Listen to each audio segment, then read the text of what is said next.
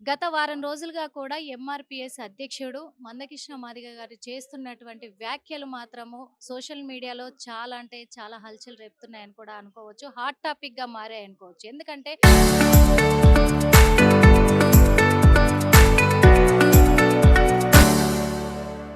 ఇది కులాల మధ్య, మతాల మధ్య కూడా మరి ఏమన్నా వ్యత్యాసాలను పెంచుతుందా అనే రీతిలో కూడా మరి అందరికీ అనుమానాలు కలిగిస్తూ ఉంది. ఆయన ఈ మధ్య చేసినటువంటి వ్యాఖ్యలు మరి బ్రాహ్మణ కులంకి చెందినటువంటి అందరు కూడా వాళ్ళకు మనసు నొప్పిస్తుందని అనుకోవచ్చు. ఈరోజు తను చేసిన వ్యాఖ్యలను ఖండిస్తూ దానికి సమాధానంగా మరి ప్రెస్ క్లబ్‌లోనే ఉన్నారు. ప్రెస్ క్లబ్‌లో ప్రెస్ మీట్ కూడా ఏర్పాటు చేశారు కాబట్టి వాళ్ళేం చెప్పదలుచుకున్నారో అడిగి తెలుసుకునే ప్రయత్నం అయితే చేద్దాము. మందకృష్ణ మాదిగ గారు కొన్ని వ్యాఖ్యలు చేయడం అయితే జరిగింది సార్ మరి.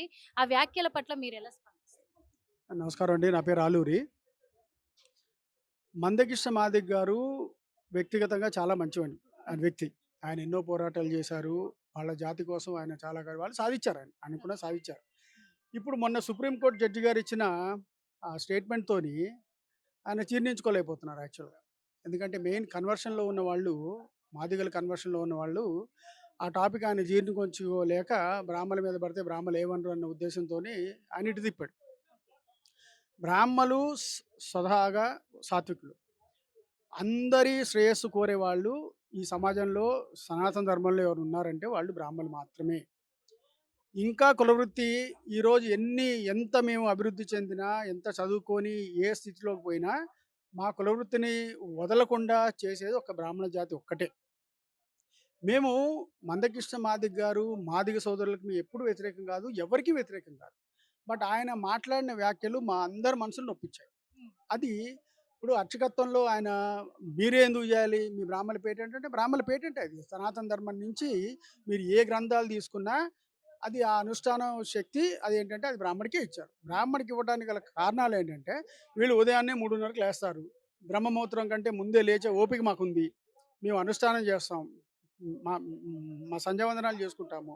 మా విధులు మేము మేము డైలీ నిర్వర్తిస్తూ అంటే నిత్య విధి అంటారు దాన్ని. అది నిర్వర్తిస్తూ అందరూ బాగుండాలని కోరుకునేది గుడిలో గానీ, ఇళ్లల్లో గానీ, పూజలకెళ్ళినప్పుడు గానీ, ఇంకా ఇతరత్రా ఈవెన్ ఉద్యోగ రంగంలో మీరు ఏ ఆఫీసర్ దగ్గర పోయినా గానీ, ఆయన వీలైతే అందరికి హెల్పే చేస్తాడు గానీ, ఎవరిని నొప్పించడు. అక్కడ పార్షియాలిటీలుండవు. కాతే ఆయన సనాతని మాదిగ సోదరులందరిని తప్పు పట్టిస్తున్నారాయన.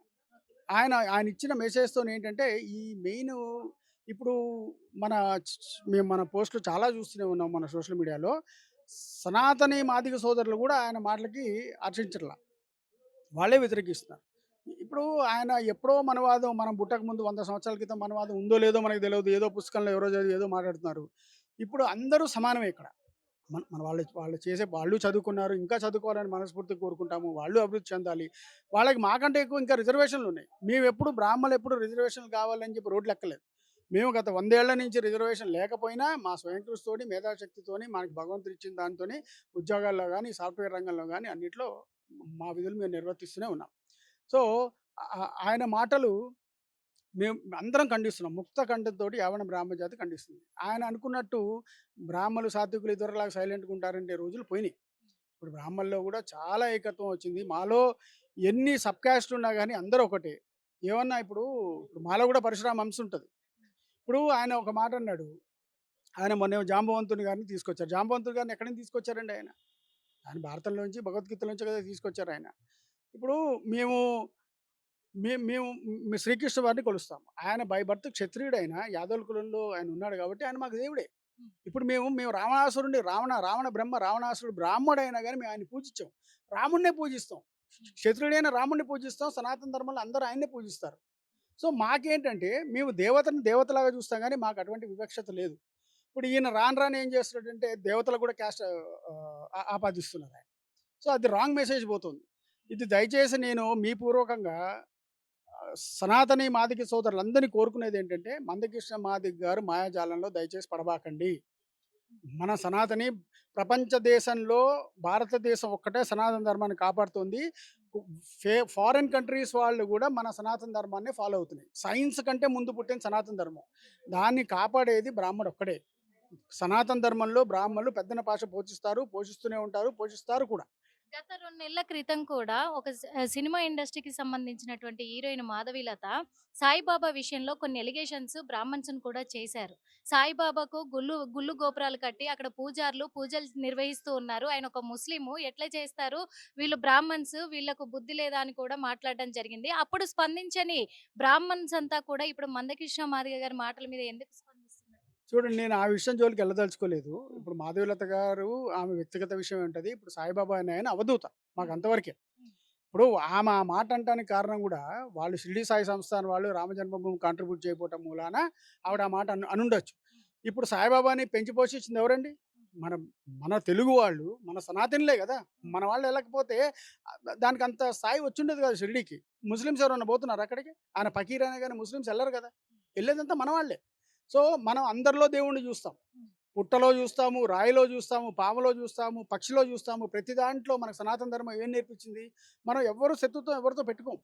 మనం అందరిని పూజించే లక్షణం మనకుంది. సరే, ఆవిడ వ్యక్తిగత విషయాల జోలికి నేను ఎళ్ళదలుచుకోలేదు గానీ, బట్ ప్రస్తుతం మన టాపిక్ బర్నింగ్ టాపిక్, ఈయన చిచ్చురైపోయారు సమాజంలో.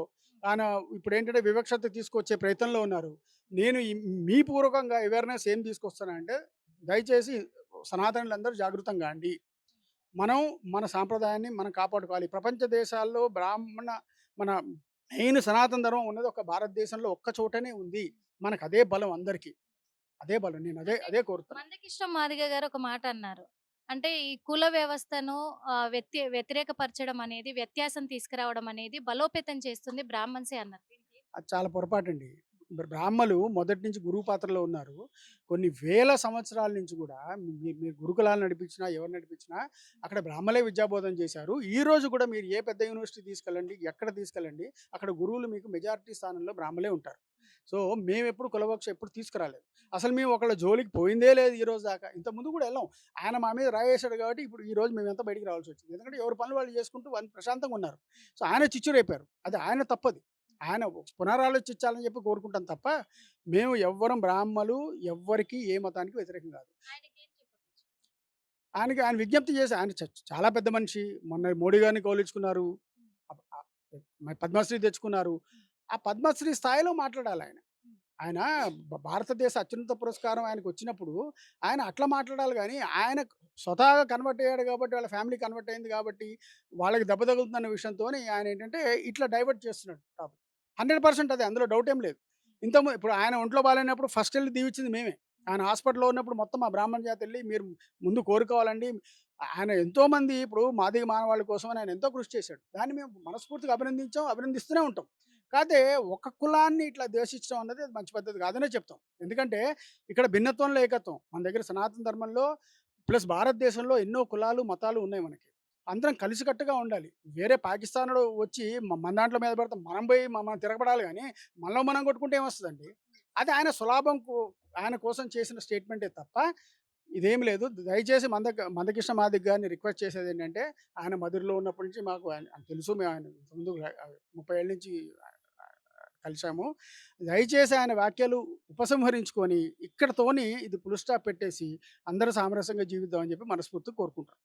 Thank you so much sir. Thank you. Sir చెప్పండి మరి మందకృష్ణ మాదిగ గారు చేసిన వ్యాఖ్యల పైన మా మనసులు నొచ్చుకున్నాయి. మేము ఇబ్బంది పడుతున్నాము అని చెప్పేసి బ్రాహ్మణ్స్ అంతా కూడా ఈరోజు ప్రెస్ మీట్ ఏర్పాటు చేయడం కూడా జరిగింది. అంటే దానికి కారణం ఆయన మాటలు ఎలా మీకు ఇబ్బంది కలిగించాయి సార్? ఆహ్, నమస్కారం. నా పేరు Yuvaturi Krishna Kailash. Brahmin organisations for social service BOSS తరపున ఇవాళ రోజున ఈ ప్రెస్ మీట్ అనేది ఏర్పాటు చేయడం జరిగింది.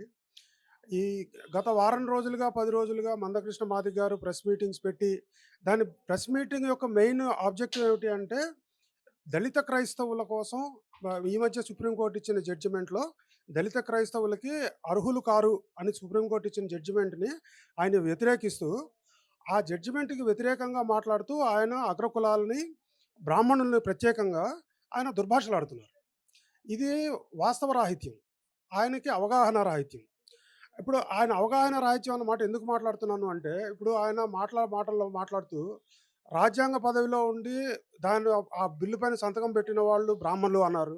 ప్రధానమంత్రి బ్రాహ్మణులు అన్నారు. వాళ్ళు బ్రాహ్మణుల పక్షపాతులు మా మా అందరికీ అన్యాయం చేస్తున్నారు అని చెప్పి ఆయన అన్నారు. అది సామాజికంగా ఏమాత్రం అవగాహన ఉన్న వ్యక్తి అయినా మాట్లాడే మాట కాదది. ఎందుకంటే వాళ్ళు ఒక ప్రధానమంత్రి అయినా, ఒక రాష్ట్రపతి అయినా, ఒక రాజ్యాంగబద్ధమైన పొజిషన్‌లో ఉన్నప్పుడు, వాళ్ళు ఆ ప్రాసెస్‌ని ఫాలో అయ్యి ఆ పొజిషన్‌కెళ్లారు. ప్లస్ రాష్ట్రపతి ఏదైనా బిల్లు సంతకం పెడుతున్నారు అంటే, ఆ బిల్లు ఆయన దగ్గరికెళ్ళక ముందు చాలా ప్రాసెస్‌లున్నాయి. మంత్రివర్గము, పార్లమెంటు ఇవన్నీ ఒక ప్రాసెస్ అయిన తర్వాత ఆయన అధికారం ఏంటి? ఆయన సంతకం పెడతారు. ఇప్పుడు ఆయన అక్కడ సంతకం పెట్టారు అని దాన్ని ఆయన సొంతంగా ఆపాదించుకుని, బ్రాహ్మణ వర్గం మా మీద పగబట్టింది, వాళ్ళందరూ మా మీద ఇలా చేస్తున్నారు అని చెప్పడం లిటరల్లీ అది ఇల్లిటరేట్‌గా మాట్లాడుతున్నమాట. జనాన్ని పక్కదోవ పట్టిస్తున్నమాట. రెండో విషయం ఏమిటి అంటే, ఆయన ఒక కొత్త పదాన్ని తీసుకొచ్చారు ఇంతకుముందు మన రాజ్యాంగంలో లేనిది. దళిత క్రైస్తవులు అని. మన రాజ్యాంగంలో దళితులున్నారు, క్రైస్తవులున్నారు గానీ, దళిత క్రైస్తవులనేది లేరు. కానీ ఇప్పుడు ఆయన దాన్ని వెనకేసుకొచ్చి దీని వెనకాతల అర్థం ఏమిటి? అంటే ఇప్పుడు రాజ్యాంగ ప్రకారం హిందూ దళితులకి రిజర్వేషన్‌లకి అధికారం ఉంది. ఇప్పుడు ఆయన దళిత క్రైస్తవులు కూడా దానికి అర్హులు అంటే, ఆయన కన్వర్షన్ ప్రమోట్ చేస్తున్నారా? ఉన్న హిందూ దళితులు ఎవరైతే ఉన్నారో వాళ్ళందరినీ కూడా కన్వర్షన్ కమ్మని చెప్తున్నారా? వాళ్ళ ఉన్న అధికారాలని ఆహ్, వాళ్ళ దగ్గర నుంచి తీసుకొని వేరే వాళ్ళకిచ్చే ప్రయత్నం చేస్తున్నారా? ఇప్పుడు ఈయన చేస్తున్న ప్రయత్నం వెనకాతల ఉన్నదేమిటో మనకు తెలీదు. కానీ దాన్ని వాడుకోవడం కోసం ఆయన హిందూ ధర్మంలో మెయిన్ ప్రాతిపదికగా చేస్తున్న బ్రాహ్మణుల్ని ఏదైతే ఆయన తప్పుపట్టి మాట్లాడుతున్నారో దాన్ని మేము తీవ్రంగా ఖండిస్తున్నాం. ఆయన వ్యాఖ్యలు ఏవైతే ఉన్నాయో వాటిని వెనక్కి తీసుకోవాలని కోరుకుంటున్నాం. ఇంకొక మాట ఆయన మాటిమాటికి బ్రాహ్మణులు సమాజానికి అన్యాయం చేశారు, మా అందరికీ అన్యాయం చేశారన్న మాట రిపీటెడ్‌గా వాడుతున్నారు. ఇప్పుడు బ్రాహ్మణులు సమాజంలో వాళ్ళు చేస్తున్న వాళ్ళు ఎంత కాంప్రమైజ్ అవుతున్నారన్న విషయం సమాజంలో చాలా మందికి తెలీదు. ఏమిటిప్పుడు ప్రతి ఒక్కళ్ళకి పండగలు, పబ్బాలు ఉంటాయండి. ప్రతి ఒక్కళ్ళు పండగలు సెలవు తీసుకుంటారు, ఇంట్లో కూర్చుంటారు, చేస్తారు. కానీ ఏ ఒక్క బ్రాహ్మడు ఆలయంలో పనిచేసేవాడు ఏ పండగ రోజు సెలవు తీసుకోడు. పండగ రోజున ప్రజాసేవలో ఉంటారు. సమాజంలో ఎంతమంది గుడికి వచ్చి పూజలు, కార్యక్రమాలు చేయించుకోవాలనుకున్నా ఏ ఒక్కరి దగ్గర వాళ్ళ కులం గాని, వాళ్ళ మతం గాని, ఎందుకొస్తున్నారు మీరిక్కడికని గాని, ప్రతి ఒక్కళ్ళు వచ్చిన వాళ్ళందరి పేరున వాళ్ళని ఆశీర్వదిస్తారు. సర్వేజన సుఖినో భవంతు అంటారు. అందరికీ మంచి జరగాలని కోరుకుంటారు. వాళ్ళని ఆశీర్వదించి పంపిస్తారు. అటువంటి బ్రాహ్మణుల్ని ఈయన మాటిమాటిగా చేసి ప్రపంచానికి, హిందూ ధర్మానికి అన్యాయం చేస్తున్నారన్న మాట దేని ప్రాతిపదిక మీద వాడుతున్నారు? మూడో విషయం.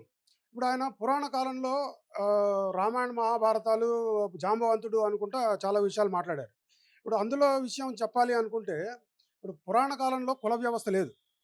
వారు చెప్పినప్పుడు 4 వర్ణాలు. 4 వర్ణాల్లో కూడా వేదం ఏం చెప్పింది అంటే, ఇప్పుడు కులం అనేది నీ పుట్టుకతో వచ్చిన నీకు వచ్చింది కాదు. అదేమిటంటే మనం చేసే పనిని బట్టి మనకు చెందుతుంది అని చెప్పి అన్నారు.